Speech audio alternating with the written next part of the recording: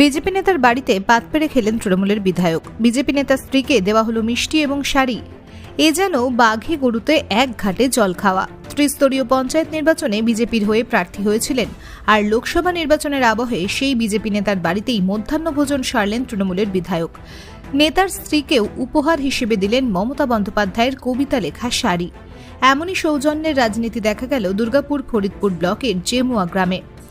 BJP নেতা ধর্মদাস গোপ পাণ্ডবেশ্বরে তৃণমূল বিধায়ক নরেন্দ্রনাথ চক্রবর্তীকে মধ্যাহ্ন ভোজনের আমন্ত্রণ করেন।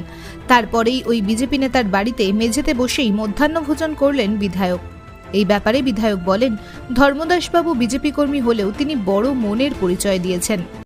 দেখুন, যেদিন বিধায়ক নির্বাচিত হয়েছি তার পরের দিন আমি সর্বসমক্ষ বলেছিলাম যে আমি যেহেতু এখান থেকে মানুষ আমাকে নির্বাচিত করেছে, যে আমাকে ভোট দিয়েছে আমি তারও বিধায়ক, যে আমাকে ভোট দেয়নি আমি তারও